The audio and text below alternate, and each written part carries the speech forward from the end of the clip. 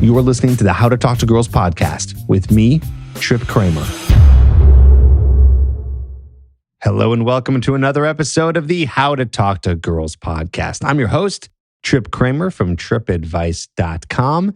On today's episode, we are interviewing a dear friend of mine. Her name is Allana Pratt, and she is absolutely incredible. So incredible that this is the second time I've had her on the podcast. I've also been on her podcast as well. And we're talking about neediness. That's right, we're talking about neediness. And neediness is something that just comes up all the time, especially when I'm working with coaching clients. I'm actually working with a few clients right now where we're specifically talking about their neediness with some of the women that they're dating. And what's great is we're working through it and we're actually solving the issues. So we're getting them to the point where they're becoming less needy with the women that they're with. And there is a way to do that. And I'll give you a little hint. One, it starts with being busy and focusing on yourself. And two, building your self-esteem. And we're going to go even deeper into that today with Allana. So I'm very excited about that. And just a few updates here. I want to thank anyone who has ever left a review for me on the podcast. I see these iTunes reviews coming in. I definitely read every single one and I appreciate it. I appreciate, anyone who leaves a review, even if it's a bad review. I just like to see what's going on, even though a lot of the bad reviews are always written so poorly and are very trolly. But either way, I appreciate it. Must mean I'm doing a pretty good job. And that makes me happy because it's interesting with podcasts, you don't get feedback. You really don't. I get to see download numbers, so I get to see which podcast episodes do better than others, but that doesn't really do much. Really that's the only information I have. I don't have any comments. There's just no feedback.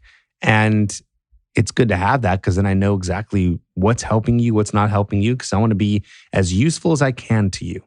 And another way I can be useful to you is through the process of coaching.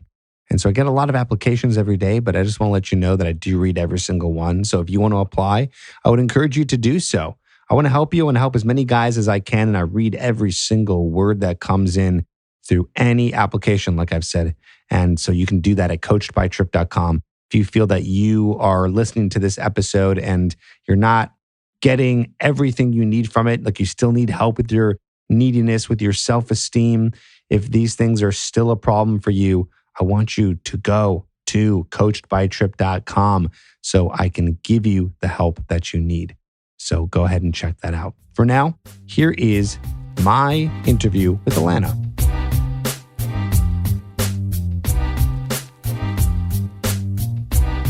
Hey, Allana, so good to have you back on the podcast. How are you? I am so good. I'm so glad to, I just remember the first time I met you sitting there at that audition for Damona's TV show and going, this dude is cool. He gets it. And so, thank you for having me back. Yeah, no, absolutely. I had you on last year. I think I had you on literally right after we met for the first time because that was January where we did the audition for the reality show. And then in February, we talked about healing your inner wounds. So if any of you listening really resonate with Allana, you can go back and scroll back to February 2019 and check out that one. Again, title is Healing Your Wounds. And now we're talking about something a little bit different, but it's still kind of all related. We're talking about neediness. And neediness is such a common thing that I know I see with my clients. What about you, Allana? Absolutely. And in all transparency, that's how I started, which is why I got into this profession. We need to teach what we're here to learn. And I was one needy people pleaser, let me tell you. I didn't even know I had an inside. I was so driven, accomplishment, achievement, get the guy, get the job, get the ass to be smaller, whatever it was, get something on the outside so that I'd finally feel better on the inside. And it never, ever worked. Even if I got something, then I had to keep it, right? So it was the making of craziness. And so, I definitely see it in my male clients who they call it maybe fear of rejection, and they come to me and they go, you know what, if I don't really like her, then I don't really get needy. But when I really like her and I'm afraid she'll reject me or afraid she'll see my wobbly parts, like physical wobbly and emotionally wobbly, right? Then I really get needy. I mean, it's crazy. I know that there's tons of guys right now who are like, oh my God, she just nailed it. Because I know, because I hear that from clients that I work with, and I've been that way also. I think all guys, I really do. I can't imagine one guy in the history of the universe who hasn't gotten to that point. Maybe they didn't necessarily act on the neediness, but they absolutely felt it. They're sitting there like, I don't get it. Like, I'm not this way with that girl, but with this girl, I am. Yeah. Like, what's the deal here? Maybe let's define that. But by the way, I kind of like skipped the introduction part, so we should. Well, let's pause for a second and maybe tell the guys who you are, what you do, why we should be listening to you, and then we're going to come back and we're going to visit this idea of why do guys get that way when they are actually liking someone. So let's start with that. Who are you? What's your background? Who the hell is this crazy chick? I know who you are, but the guy listening might not. Yeah, so I call myself an intimacy expert. I've been at this for 20 years, coaching relationships. And so on the one hand, I'm a super smart chick, like Columbia University cum laude grad.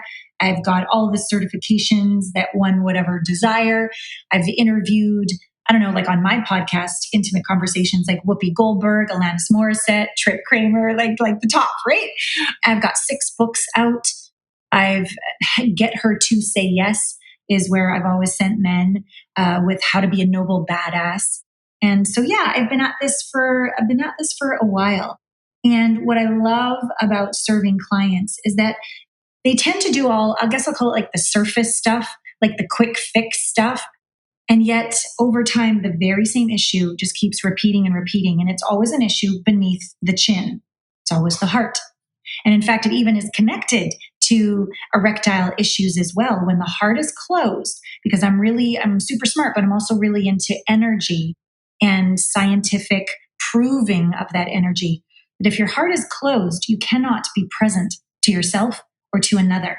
If you're not in your heart splayed wide open, your whole embodied self, your masculine grandeur, not as a thought, but as an embodiment, if you're not being that, then any little circumstance on the outside takes you off your game and you give away your power all day long.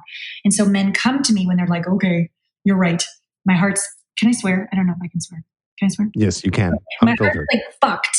It's like broken, like emasculated, and I'm so ashamed to admit it.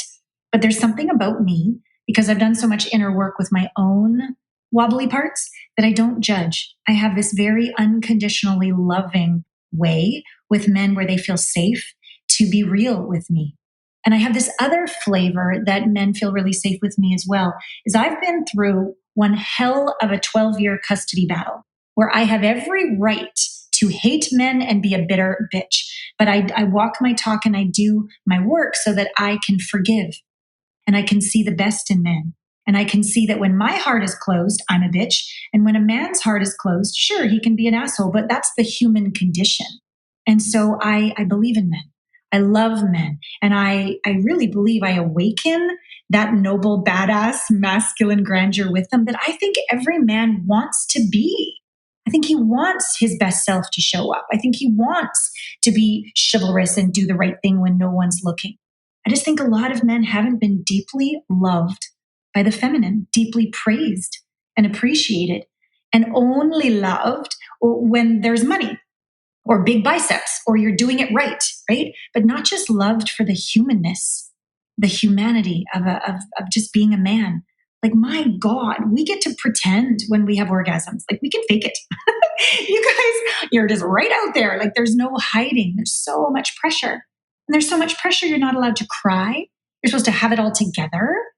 And so I have great compassion, care, love, respect, honor for men.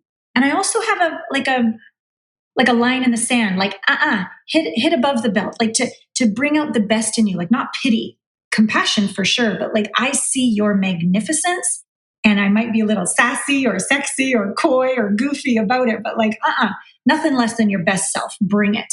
And so, yeah, I love working with men. That's great. That's great. You said how long have you been doing it for? 20 years. Wow. That's double the time I've been doing it. That's a long time. Yeah, I'm 50. I turned 50 this January. It's a half a century. Wow. Well, you don't look it. I'll say that much. Aw, thank you. And I bet you it's because of all the work that you're doing. The healing on the inside probably heals the outside as well, I'm sure. It does. I mean, for both men and women, when we're being kind to ourselves on the inside, that's a vibration. It makes our body work more efficiently. It looks like radiance, youthfulness, aliveness. And I haven't had any nips and tucks yet. Maybe I will one day. But for now, I'm just a happy camper. Thank you. Awesome. Good for you. Okay. Well, lovely introduction. Now let's talk about why guys feel that way. Yeah. Why does a guy feel needy for that one girl, but that other girl he's not so much interested in? He doesn't get needy. And then what's funny is the result of that is he attracts the women he doesn't want and pushes away the women that he does. Let's Exactly. talk about that. How devastating is that, right? So here's at the end of the day, if your worth is determined by anything on the outside, I'm more worthy if I get the girl. I'm more worthy if I get the job. I'm more worthy if my bank account is bigger. My biceps are bigger. Anything on the outside, you are fucked. Because you cannot control anything on the outside. Even if you get the girl, you can lose her. Even if the stock exchange goes up, it can go down. Even if you got the best job and tons of followers, a little bad PR, and you're screwed. On the outside, we can influence, but we cannot control. And so when you're needy, what you're looking for is your worth is based on her approval, her liking you, her having sex with you, her texting you back, whatever it is on the outside. You're waiting around to be good enough until she does something. So you're giving away your power. The solution is to rewire yourself, not from the outside in, but from the inside out. Now, that's easy on the inside when you're proud of certain aspects of yourself, like you're resilient about this, persevering about that, really, proud that you fell down, but you got back up again. That part's easy, to appreciate oneself there. It's not so easy to love unconditionally the parts of yourself that you don't want anyone to see, the parts you're ashamed of, the parts you're insecure about, the parts you're sad, scared, mad, all those places that in the past have gotten you rejected. You're like, oh, no, little you go in the closet. If you come out, I'm going to hit you with a 2x4 so you're unconscious again. Like, fuck off. So I can just look good here and get the result I want. So I finally feel good enough inside. But the one who doesn't feel good enough inside is the one you shoved in the closet. You got to go in there. You got to say, I'm sorry. You got to say, look, I thought by shutting you up, we were going to get the result we wanted. I was wrong. I apologize. Please come out of the closet. And that little you is going to be like, you're mean. No way. You come on in first. So you got to go into the closet and you got to do the inner work.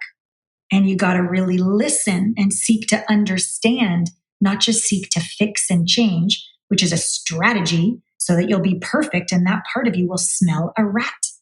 You've literally got to go in. And this is what a lot of guys are like, You've got to go in with the patience of eternity and just sit with that part of you and give him what mom never gave him, dad never gave him, ex-girlfriend never gave him, society never gave him, which was unconditional love without condition, which means if you're scared, I still love you. If you fucked up, I still love you. If you're uncertain and needy, I still love you. Something inside will, really? You mean it? And you have to mean it. It can't be a strategy or it won't work. It can't just be some cognitive analysis and say the right line from the chin up. This has to be an embodied homecoming where you really love. And yes, we're still going to grow. We're still going to evolve. We're still going to do our work and improve. But it's not going to happen. They're not going to come home. You're not going to have this sense of wholeness on the inside so that the neediness dissolves on the outside until you really mean it. And a way of knowing that is you're on a date and she points out some of your flaws or mistakes or wobbly self or asks you something where you're not quite confident and you don't defend. You don't justify. You don't lie. You don't shine her on. You drop in. You imagine in your mind's eye holding little you and you're like, hey, even if she rejects us, I won't reject you. I got your back, buddy. I got you. You take a deep breath and you're present and you splay your heart wide open and you go, you know what? Maybe it's around health. Maybe it's around money. Maybe it's around your purpose. I really thought my purpose was to take over my dad's pharmacy. But I did that and I discovered it's not who I am. So right now I'm in between. I'm going back to college. I'm not like all on my game with my career, but I do know who I'm not. And I'm committed to discovering who I am. That would be an actual example on a date of how to be loving of your wobbly parts, certain about what you're certain about, okay with what you're not certain about, so that all the neediness goes away and she can learn to respect you. Now, if she's shallow, all she'll want is a perfect guy with the perfect job and the perfect bank account so that she can show this perfect guy to her perfect parents and live her little perfect life. She's not for you. But a woman who lives in her heart, who's conscious, is going to go, wow, God, you're inspiring. And that'll be the beginning of something really meaningful. What it sounds like, Allana, is crafting a relationship with yourself. And I feel like a lot of people don't spend the time doing that, you Yeah. know. And people might say, well, what do you mean? Like, I'm always with myself. I am myself. Like, how could you say that? But clearly, off of what you're saying and off of issues that happen, like neediness, there is not a strong relationship with yourself. And Yeah. if there is, it's probably a very negative one. Oh, well put.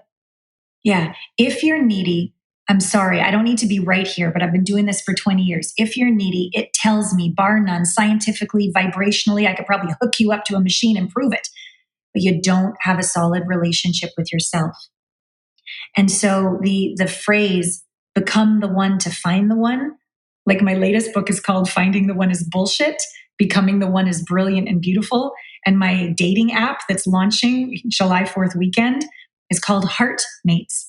And it's for people who are done with these shallow, emotionally unavailable failure relationships over and over. And they're finally willing to grow up and become the one to find the one. And sometimes, as I said earlier at the very beginning of this interview, I didn't even know I had like an inside. I didn't even know I was hating on myself. I was spinning so fast on the outside. But if you really slow down, and all that takes is go for a walk in nature, take the weekend off, go to a cabin in the woods, get out a journal and just start writing a conversation with your inner self. And let's see what that conversation sounds like. And then you will begin to go, oh, it's actually time for me to drop out of my head and into my heart, because my heart is actually pretty wounded. And it's time for you to grow up and go, oh my God, real relationships, i.e., successful, fulfilling relationships, require real work. Oh my God, I need to become the one to find the one. Wow, couples who grow together stay together. This is for the man who's actually willing to be a conscious leader on the planet. And don't worry if for a while you've just been trying to get a quick fix. That was me. I didn't know how to sit in the fire. I didn't know how to cultivate this inner relationship. It's not like we're born knowing. That's what Trip is here for. Work with him. That's what I'm here for. Work with us. No, this inner world is rich and potent and powerful, and you will be so magnetic to multiple quality women because it's literally an energy. There is a vibration, and I'm a big heart math science geek. It's a vibration where you are home in your body. Coherent, they call it, coherence. Harmony between your heart and your mind. Not spinning a million miles a minute in your head trying to be good enough and look good. True resonance. Women, we feel it. And those are the men we want to open our body, mind, and spirit to. Those are the kind of men that elicit, awaken devotion. It's worth doing the work. That's my opinion. No, that's great. I'm on board with that. Absolutely. And, let me ask this. What are some examples, and maybe you've seen this in your dating life too, where the guy is being needy? Like you can tell. And it's like, he's being needy. This is a turnoff. Mm. Where are you seeing that? Let's maybe we should identify some of this stuff too, so then we can kind of put it all together. Yeah. The way I personally, and I hear the stories with my clients personally, it's when literally his body is leaning an inch forward. I call it the inch. He's like trying to be sure he pleases me, trying to be sure he makes me happy, he's trying. That's like right there. There's the word. He's trying. And just an inch back, he's grounded, centered, present. Bring it. See, true presence means I'm at choice. I'm discerning. I'm aware. But on the other half, I can't control this woman.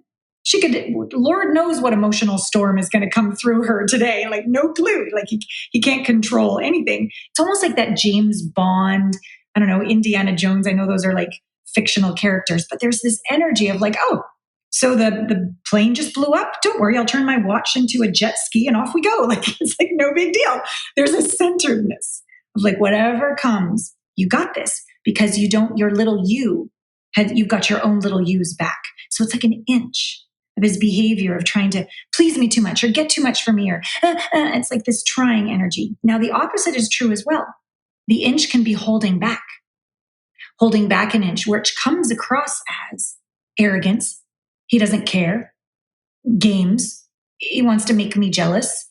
He won't text me back on purpose. It's like a game. He isn't interested at all of what would make me happy, like when he has time. But it's the same insecurity on the other side of the same coin, either the neediness forward or the arrogance backwards. But in the center, it takes the most bravery to truly love who you are no matter what I say, believe in yourself no matter what I say, have your own back no matter what I say or do, yet also heart open, genuinely caring, vulnerable to let me know how you are, caring and compassionate to know how I am, but in that centered place. I find it so interesting that both extreme sides are just signs of insecurity, right? Yeah. It's like, that's what that is. It's like, it's not about going to the other side. It's really more about balance. Well, that's what it's about. Yeah. It's about balancing, because if you go to any side, it probably means that you're insecure. Yeah. You're trying to make up for something, Yeah. you know? So how can a guy find that balance? Now let's talk a little bit more. I mean, I know you already kind of touched upon that, but where can you find that balance? Like, imagine the guy is sitting here, he's starting to date someone. They've been on maybe 2 or 3 dates. He's already feeling it inside of him, the neediness, the strong desire for her, afraid of losing her, Yeah. wanting to always know what she's doing, who she's with, what's going on, wanting to text her a lot, wanting to communicate a lot, maybe even to the extreme of not taking no for an answer if she can't meet up, things like that. Like, where can a guy start once he's feeling all these needy thoughts, or feeling the needy emotions and thinking these thoughts? Yeah. Well, I'm just brought to every single Tuesday is my group coaching call where men and women, and because women feel this too, by the way, don't think only men get needy. Women get totally needy too. So I get on these group calls and I call it process or integrate these emotions. It's the only way through. You cannot put sprinkles on top of an ice cream cone of shit. Like, you can't just have 10 more affirmations and a good attitude and drink your way into oblivion every night, have a pizza and a porn. Like, it's just not going to solve anything. You got to sit in the fire. And so on these group coaching calls that I do, or private calls, I suppose, as well, we sit in the fire and we go towards that little you. We go towards that emotion. Most people think, oh my God, pain bad, pleasure good. But here's the deal. Too much pleasure, and you get a little arrogant. You lose your empathy for yourself or others. You get a little holier than thou, and you get a little skewed. Too much pain, obviously, massive depression, you just give up on love. But if we looked, there's actually a gift in the pain. It's how we grow grit, resilience, perseverance, self-respect, self-worth, right? So there's actually a benefit to the pain. So I get my clients to lean into the pain and start to first cognitively and then second bodily, emotionally integrate this feeling. First, just cognitively. What's the benefit of feeling needy physically? I take them through physical, mental, spiritual, vocational, financial, social, family-wise, romantically, sexually. I take them through like every area I can fucking find. So we start at the top. I go, what's the benefit? Because you're making your needy self wrong. And what you resist persists, and it's just going to grow until it gets out of hand. So let's have a different point of view and look at this. Well, what is the physical benefit of needy? I can't breathe. I get hot flashes. I'm like, great. So, what is your body teaching you? How to soothe itself, how to regulate hormones, how to breathe, how to stay in your prefrontal cortex, how to stay present. So, there's a gift. Yes, you're being trained. Yes, it's uncomfortable. But if you lean in like you would to going to a boot camp or like going to the gym, there's a gift here physically when you get needy and you go back into your fight or flight or freeze reptilian brain, which turns off your creative thinking, which turns off your intuition and makes you feel like an idiot and frankly look like you're out to lunch, right? There's a gift that your body is teaching you by leaning into the neediness and responding rather than reacting. 5, 4, 3, 2, 1, I got this. Breathe, change your posture, see in your mind's eye little you, grab him, hold him, let him know you've got his back. Like all these different physical trainings that I do with people. So just on a physical level, you can now see neediness as a gift for you to become a badass. Mentally, okay, as soon as we get needy, what does the mind say? You're an idiot. She's probably going to leave you. She's out of your league. Might as well ditch now before she ditches you. Like, look at the mind. Now, here's the deal. You have a mind, but you are not your mind. You have thoughts, but you are not your thoughts. Who's the one aware of the thought? That's the real you. That's your higher self. And so you learn, if you want to criticize yourself, oh my God, I'm an idiot for thinking that idiotic thought. Now we've got double the problem. So please be kind and go, okay, that thought, is that really a true thought? Like you begin to get curious and you begin to have a conversation with this part of you. You begin to connect with this part of you instead of being emotionally unavailable to those thoughts and that part of you, sticking them in the closet. You go towards him and you go, hey, I know that last girl dumped us, and I know it hurt like hell. You have every right to be feeling scared. You have every right to want to ditch her before she ditches you. But hey, I got your back. This one's different. We're different. Let's be present. Let's bring our best self here. Instead of what if the worst happened, let's have a different question. What if the best happened? Right? You start to mentally change your chatter. So that would be like the second gift, physically, mentally, spiritually. And this is where we sort of started the interview. If your worth is inherently bad, not enough, and all of your worth is outside in, that's a spiritual crisis, in my opinion. It is time to get to know you, love you, forgive you, spend time with you, fall in love with you, not narcissistically, but like with humility, so that you can cultivate a confidence that, hey, come what may, I'm a good guy. Maybe I'm not for everybody, but I'm a good man. And to really know that and not let anyone or anything, any circumstance or any person on the outside change that. Yeah, people are going to tempt you by saying shitty stuff. Okay, I get that. But no one against your will can make you hate you. Okay? So it's really a spiritual awakening, the gift of neediness. So now, oh my God, 3 things that neediness is a gift. Holy shit. And you go all the way down the line, all the way through, vocationally and financially. Like if you don't have good self-worth and a knowing of your enoughness on the inside, how the hell are you going to show up for an interview on a job and nail it? How are you going to ask for your true worth with your rate, your hourly rate, or what you want to be paid in a year? You're not. You're not going to go for your dreams or live your mission, vision, and purpose. So look at all of a sudden, before I've even gone into any of the emotional quantum psychology healing work I've done already, I hope that the listeners are getting a different point of view that, wait a minute, I don't need to overcome this neediness and kill it off. The neediness is a part of you need to bring home. Bring home. He's a part of you that needs your love, not your criticism. And he's actually a gift to awaken the king in you. And kings attract queens, and they keep them.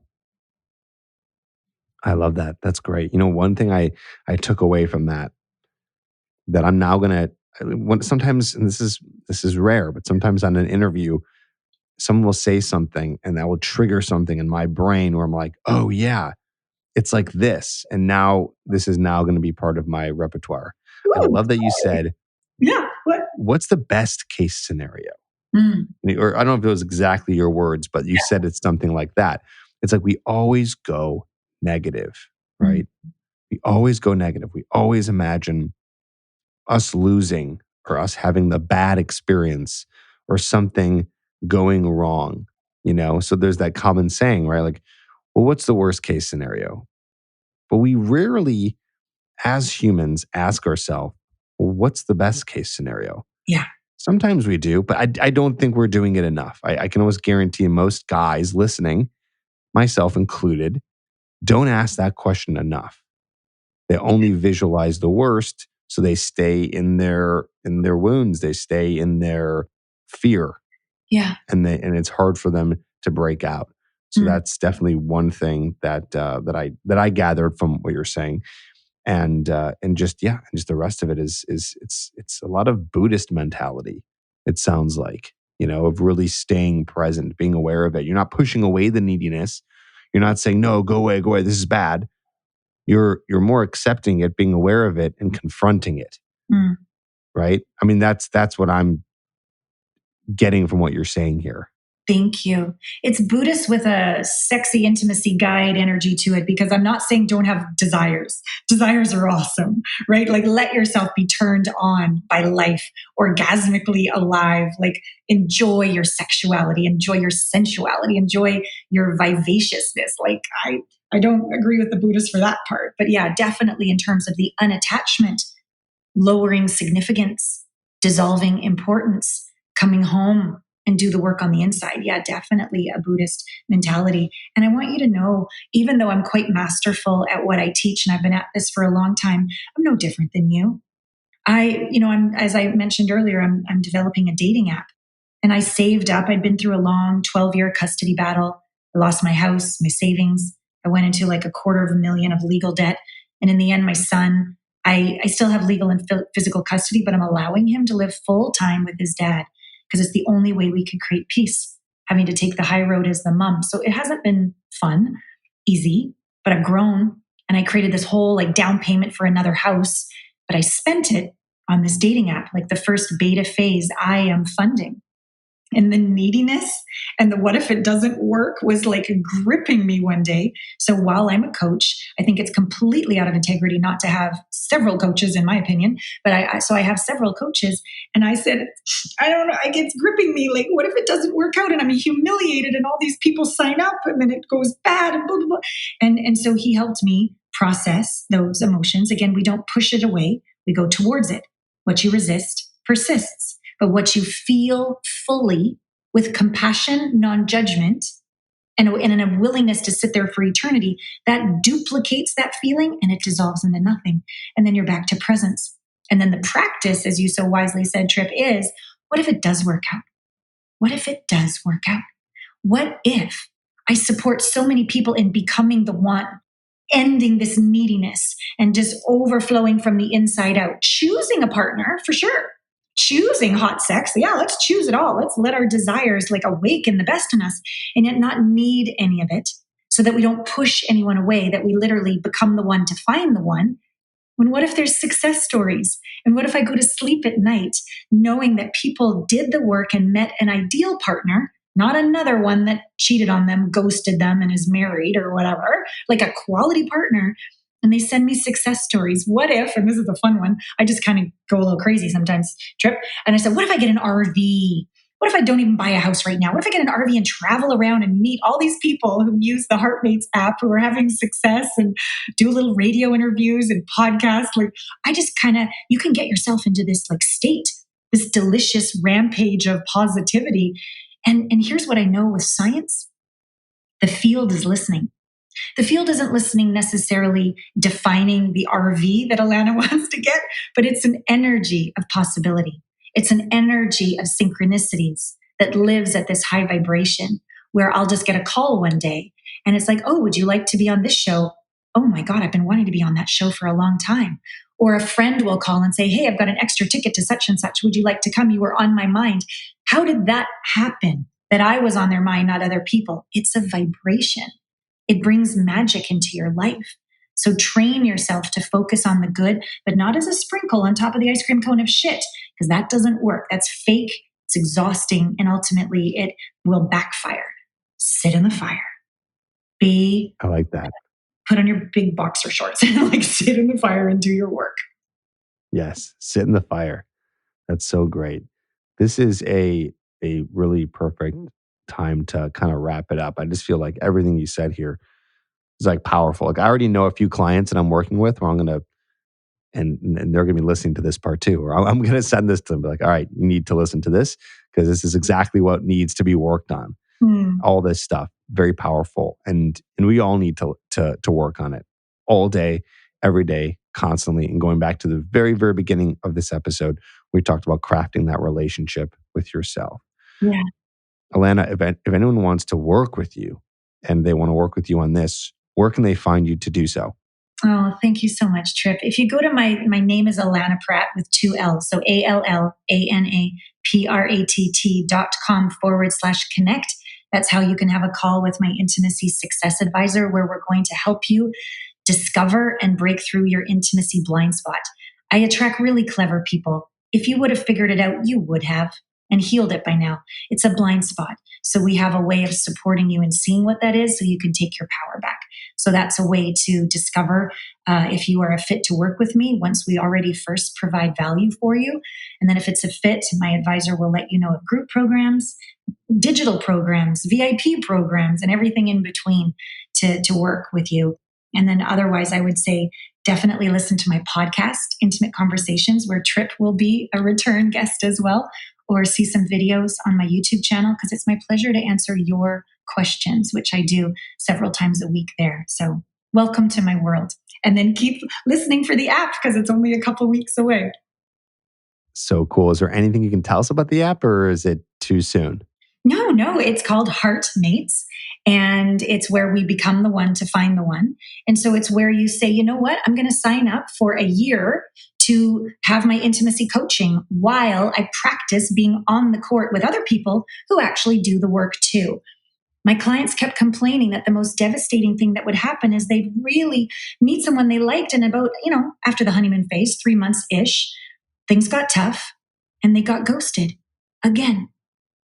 And so that moment is the reason why I believe relationships aren't working. Couples who grow together stay together. And so this is the playground that we get to all grow together transparently, become the one to find the one together. So that's the app. Cool. Awesome. Well, guys, look out for that. We'll also put some of that information in the show notes. Allana, thank you so much for being here once again on the podcast. And I can't wait to be on yours again. So thank you so much. Oh, thanks for having me, Trip. All my love to you and to all the listeners. You as well.